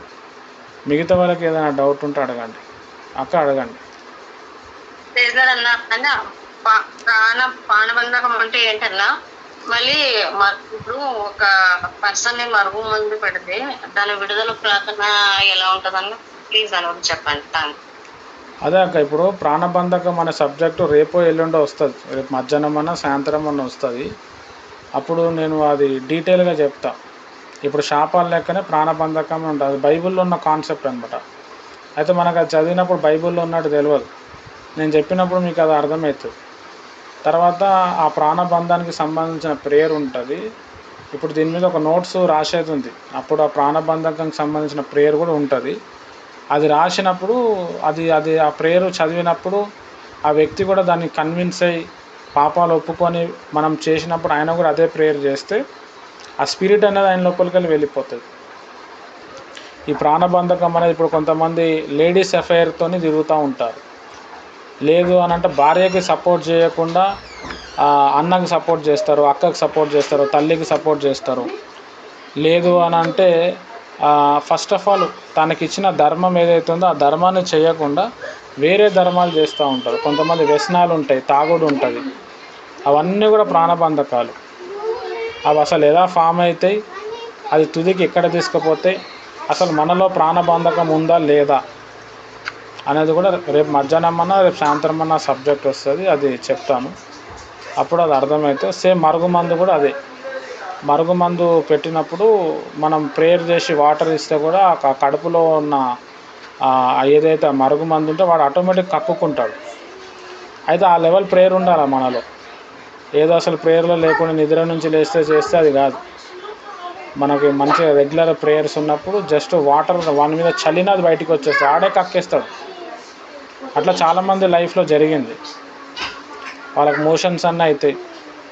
కొంతమంది చెప్తారు మీరు ప్రేయర్ చేసి వాటర్ ఇచ్చిన తర్వాత మోషన్ వచ్చింది అంటారు, తర్వాత నెక్స్ట్ డే ఫోన్ చేసిన మోషన్ ఇచ్చిన తర్వాత మంచిగా అయిపోయింది అంటారు. ఏదైనా ఈవిల్ స్పిరిట్స్ ఉన్నా, పాయిజనస్ కెమికల్స్ ఉన్నా అది బయటకు వచ్చే ఛాన్స్ ఉంటుంది. హల్లెలూయా. కాబట్టి ఇదే అక్క, నేను ఆ ప్రాణబంధకం కోసం అది సబ్జెక్ట్ ఉంటే చెప్తాను. రేపు మధ్యాహ్నం అన్నా రేపు సాయంత్రం అన్నా వస్తుంది, అది వినండి తెలుస్తుంది. Thank you.